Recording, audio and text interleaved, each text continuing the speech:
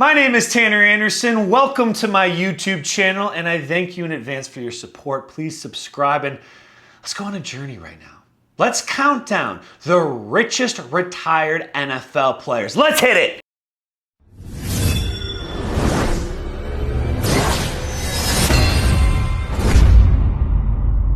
Yeah, sure, $145 million, it's pretty cool, but John Elway could have been a billionaire, but much like his play on the field early in his career in the big game, he shit the bed big time. You see, the date was September 23rd, 1998. The former Broncos owner, Pat Bowlen, he calls John into his office and he says, "John, I have a business proposition for you." And John says, "Hey, listen, I am all ears. Tell me about it." And Pat goes, "Well, if you pay me $15 million, I will give you a 10% stake in the Denver Broncos organization. But that's not it.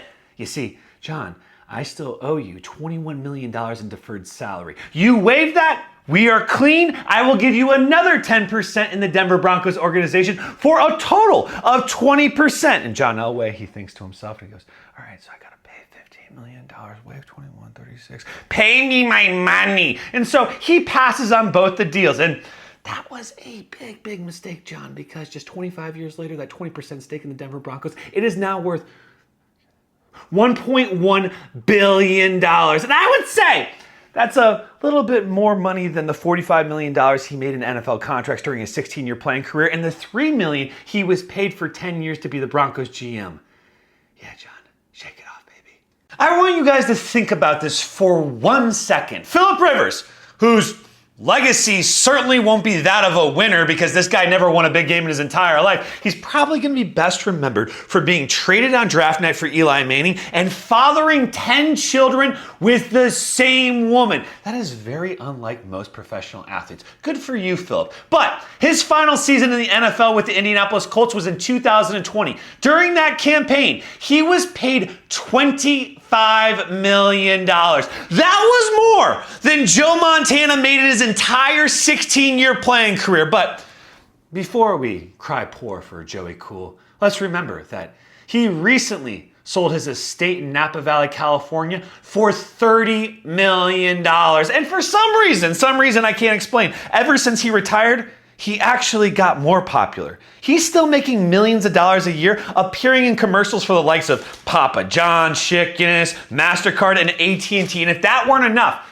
Joe Montana, he is so popular with rich guy circles, he started his own venture capital fund with just $100,000. And after he invested in Airbnb, Robinhood, and Pinterest, he turned that $100,000 into a cool $65 million. This dude is so rich, he bought $15 million worth of diamonds that turned out were only worth about $6 million. And so then he decided to sue the guy that scammed him, and he still lost millions of dollars, but he publicly proclaimed that it was a victory because of the attention it brought to the other victims of the scam.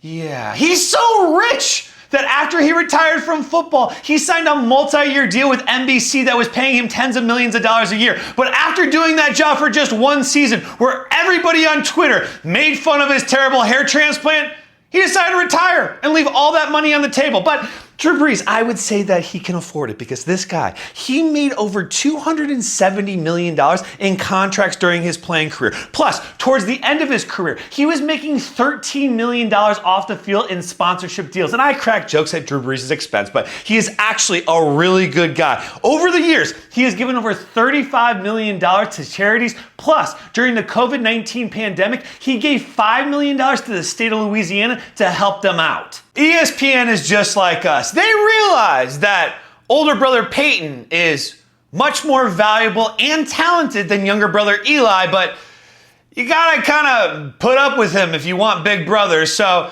ESPN, for the Manning cast on Monday Night Football, they decided to give Peyton $18 million a season, where Eli, he's only getting $12 million a season. But before we cry poor for little Eli Manning, let's remember the most mediocre quarterback in NFL history to win 2 Super Bowl championships. He made $252 million on the field in contracts. Plus, towards the end of his playing career, he was pulling in $10 million a year in sponsorship deals. And on top of all of that, Eli, he's got a really good financial advisor because in the Series A round of financing for SeatGeek, Eli Manning put in $35 million. Today, that company, it's valued at $1.2 billion. But it could have been much better for Eli because back in 2022, SeatGeek was actually valued at $10 billion and now it's lost a ton of its valuation. But no matter how you chop it, he got in so early. When he cashes out on that investment, he is gonna make a shit ton more money. The most that Steve Young ever made during a season of his 15-year playing career was $6.75 million back in 1999. Over the course of his career, he made about $50 million in on-the-field contracts. But after he retired, he decided to start his private equity fund and use the money he made from football to start investing in technology and real estate. And this proved to be so successful that recently he opened up his second private equity fund in his hometown of Salt Lake City, Utah, because he wanted to support upcoming companies in the area in the healthcare, financial, and technology sectors. And this was all funded because he was working as an analyst for ESPN, making $2 million a year. Plus, he's still a very valuable spokesperson, making millions of dollars a year off the field because of his brand partnership deals with the likes of Visa, Burger King, and Reebok. John Madden was rich, but this dude, he could have been way richer because back in 1988, a small gaming company by the name of Electronic Arts, they were developing John Madden football for the Apple II computer. And they approached the coach about investing into the company. They said, "Hey, John, do you want to buy some stock into Electronic Arts?" And John Madden goes, "Well, how much stock could I buy?" And they said, "As much stock as you would like." And John Madden, he thought about it and he goes, "Wait a second. I'm just a football coach, not an investor. I already gave you my time. I'm not going to give you my money." So he passed on one of the biggest opportunities of his life because at the time, Electronic Arts stock price, it was $7.50. Just 10 years later, it was $70. Today, it trades for over $150, with the Madden football game selling over 130 million copies across 30 different platforms, doing over $4 billion in sales to date. But before we cry too poor for John Madden, let's remember back in the early 2000s, Electronic Arts, they gave him $150 million to use his name and likeness for perpetuity on their video game. Plus, he still to this day receives royalties from the Madden football game, getting about $2 million a year from the sales of the game. Peyton Manning is the Shaquille O'Neal of football. This guy has gotten more popular and made more money from endorsements after he retired than when he was a player, because when he was a player towards the end of his career, he was making about $10 million a year from sponsorship deals. That number, it's increased ever since he's retired. And even ESPN, they see the value of him as a TV personality because they decided to pay him $18 million a year for his Manning cast that runs on Monday Night Football during the football season. Whereas his little brother Eli is getting paid just $12 million a year. And it's not like Peyton needed the money because while he was a player, one of the best quarterbacks ever to play, he made over $250 million in contracts on the field during his career. Plus, he's an extremely savvy investor. This dude owns over 21 Papa John's locations. Plus, he owns a company that owns over 200 restaurants across 20 different states in the United States. Not too bad for a guy who just lost half of his shit in a divorce. It must be really nice to be insanely rich and famous and being able to parlay that fame and wealth into other avenues of life that you have no pre-qualifications for or talent whatsoever, like sports broadcasting. Am I right, Tom Brady? Because after this guy retired from football, well, even before he retired from football, Fox gave him the largest sportscasting contract in history. 10 years, $375 million. And I would say the early returns of that investment, all parties, they would like a massive do-over because it has been a complete shit show and a disaster. But nonetheless, Tom Brady, when he retired from football, he had the most on-the-field earnings in NFL history with $333 million. Plus, he was also the most endorsed football player in NFL history. And on top of all of that, his TB12 brand, it did $12.4 million in revenue. But Tommy is not the perfect All-American quarterback as he may seem, because let's not forget that he was paid $55 million a year to be the spokesperson of a defunct cryptocurrency platform that was scamming people out of millions of dollars. Fran Tarkenton not only revolutionized the quarterback position during his 18-year playing career in the NFL, but afterwards, he also revolutionized the computer technology sector. Take a seat, sit back, let me cook for a second. You see, in his 18 seasons in the NFL, Fran Tarkenton, he made just $1.2 million in the field in career earnings. That's about $8 million today adjusted for inflation. But you have to remember, this guy was a league MVP. He was one of the most marketable players in NFL history. So he had a bunch of brand sponsorship deals with Johnson & Johnson. Plus, after he retired, he was a color commentator on Monday Night Football. So Fran Tarkenton, he was super recognizable and super popular. However, in 1978, that is when everything changed for his life, because there was this new emerging technology called the computer. And Fran Tarkenton, he became obsessed with computer technology. So he decided that he was going to start his own software company. And he began going around the country and giving demos on this new emerging revolutionary technology.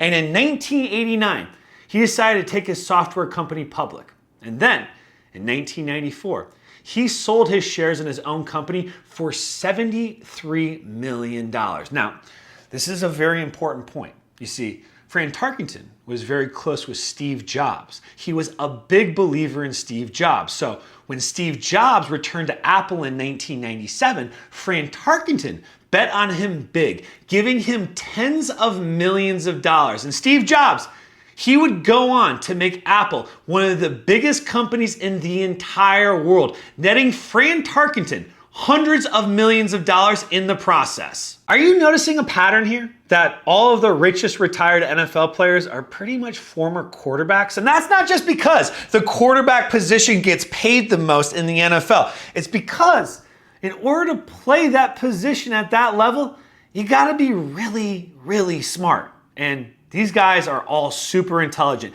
Case in point, Roger Staubach. He only played 11 seasons in the NFL as the quarterback of the Dallas Cowboys. On average, he made about $75,000 a season, but he was the face of the most popular franchise in the United States. So he parlayed that attention into rubbing elbows with some of the biggest business moguls in the game that want to hang out with the Super Bowl champion winning quarterback. So when he retired in 1977, he had this Rolodex of contacts that he could get his business started with. So Roger Staubach, he opened his own real estate investment group, using his own money to start buying land in the Dallas-Fort Worth area. And because of all of his contacts, he started doing business with the likes of AT&T, Kmart, and McDonald's. To date, Roger Staubach's company has over 75,000 square feet of commercial real estate space. He employs over 34,000 people. So,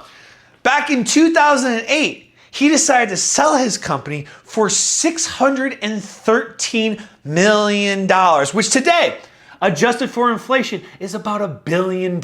You see, back in the day, there was 30 rounds of the NFL draft, and you're probably thinking to yourself like, whoa, that is way too many players selected, and there is no way that my wife would ever let me watch 30 rounds of the NFL draft. But you have to remember, at the time, there was only 13 NFL teams, so when the defending champion Baltimore Colts selected a tight end by the name of Jerry Richardson in the 13th round, that'd be like today if they were selecting him in the 5th round, which makes sense, since Jerry Richardson was from a small school in Spartanburg, South Carolina called Wofford.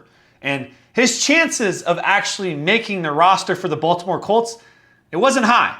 But like a lot of things in Jerry Richardson's life, he defied the odds. Not only did he make the roster, he was named the Baltimore Colts Rookie of the Year in his first season. In fact, he helped lead them to back-to-back NFL championships, catching a touchdown pass from Johnny Unitas in the title game. And his reward for this was a bonus check of $4,600.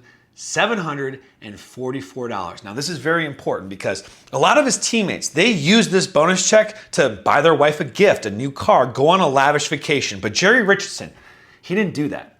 He used that bonus check of $4,744 and he decided to invest in the first ever Hardee's franchise restaurant.